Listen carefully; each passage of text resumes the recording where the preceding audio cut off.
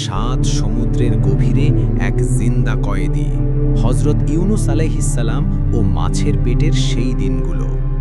গভীর সমুদ্রের মাহিমান হজরত ইউনুস আলাইহিসসালামের কাহিনী। হজরত ইউনুস আলাইহিসসালাম আল্লাহর আদেশের অপেক্ষা না করেই যখন এক জাহাজ ভর্তি যাত্রীদের সাথে রওনা হলেন, তখন মাঝপথে এক প্রচণ্ড ঝড় শুরু হলো। জাহাজের ভার কমাতে লটারির আয়োজন করা হলে 3 বারই ইউনুস আলাইহিসসালামের নাম উঠল। সাগরের উত্তাল ঢেউয়ের মাঝে একটি জাহাজ বিপদে পড়েছিল। সেই জাহাজের যাত্রীদের মধ্যে ছিলেন মহান আল্লাহর নবী হজরত ইউনুস আলাইহিসসালাম। আল্লাহর ইচ্ছায় তিনি উত্তাল সমুদ্রের ঢেউয়ের মাঝে ঝাঁপিয়ে পড়লেন, আর সাথে সাথেই বিশাল এক মাছ আল্লাহর নির্দেশে তাকে গিলে ফেলল। আল্লাহ পাক পবিত্র কুরআন মাজিদে ইরশাদ করেন, অর্থ, অতপর একটি মাছ তাকে গিলে ফেলে আর তিনি নিজেকে ভৎসনা করছিলেন। সূরা আস-সাফফাত আয়াত 142। 1 মাছের প্রতি আল্লাহর নির্দেশ।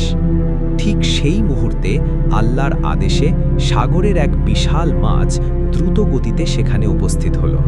মাছটি কোনো সাধারণ শিকারী ছিল না, বরং সে ছিল আল্লাহর আজ্ঞাবহ এক দাস।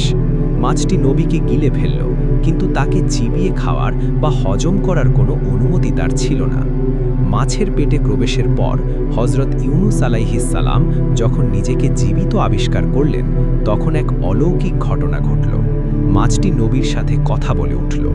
বিনীত স্বরে মাছটি বলল, হে আল্লাহর নবী, আপনাকে ভালোভাবে রাখার জন্য আমাকে নির্দেশ দেওয়া হয়েছে, যেন আপনার কোনো কষ্ট না হয়। আমার পেট এখন আপনার কারাগার স্বরূপ।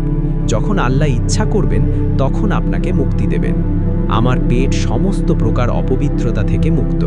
আপনি সম্পূর্ণ পবিত্র ও পরিচ্ছন্ন স্থানে অবস্থান করছেন। আমি সর্বদা আল্লাহ তাআলার জিকির ও তাসবিহ পাঠে নিমগ্ন থাকি। এখন আমার পেটই আপনার কারাগার। 2 7 সমুদ্রের গভীরে এক ইবাদতখানা। মাছের পেটের সেই অন্ধকার জগৎটি হজরত ইউনুস আলাইহিসসালামের জন্য এক পবিত্র ইবাদতখানায় পরিণত হল। মাছটি তাকে নিয়ে সাগরের তলদেশে ভ্রমণ করতে লাগল। এভাবে একে একে 7 সমুদ্রের গভীর তলদেশে মাছটি পৌঁছে গেল। সেখানে এক অদ্ভুত দৃশ্য। গভীর পানির নিচেও হজরত ইউনুস আলাইহিসসালাম আল্লাহর অগণিত নিদর্শন দেখতে পেলেন।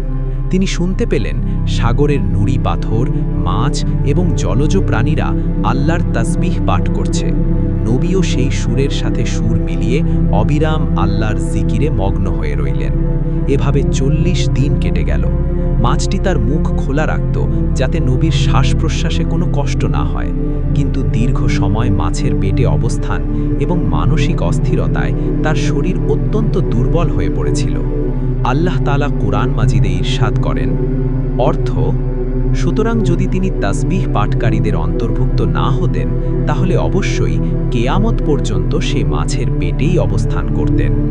সূরা আস-সাফফাত আয়াত 143-44। 3 অন্ধকারের আর্তনাদ ও মুক্তি। গভীর সাগরের অন্ধকার, মাছের পেটের অন্ধকার এবং রাতের অন্ধকার, এই 3 অন্ধকারের মাঝখান থেকে হজরত ইউনুস আলাইহিসসালাম কাতর স্বরে প্রভুর ডাকলেন। তিনি বুঝতে পারলেন আল্লাহর নির্দেশ ছাড়া কওম ত্যাগ করা তার উচিত হয়নি। অনুতপ্ত হৃদয়ে তিনি সেই ঐতিহাসিক দোয়াটি পাঠ করলেন, লা ইলাহা ইল্লা আনতা সুবহানাকা ইন্নী কুনতু মিনাজ জালিমিন। অর্থ, আল্লাহ ছাড়া কোনো ইলাহ নেই, আপনি পবিত্র, নিশ্চয়ই আমি অন্যায়কারীদের অন্তর্ভুক্ত। আল্লাহ তাআলা তার প্রিয় নবীর এই আন্তরিক ডাক শুনলেন। তিনি মাছকে নির্দেশ দিলেন তার আমানত ফিরিয়ে দেওয়ার জন্য। আল্লাহর আদেশে মাছটি তীরের দিকে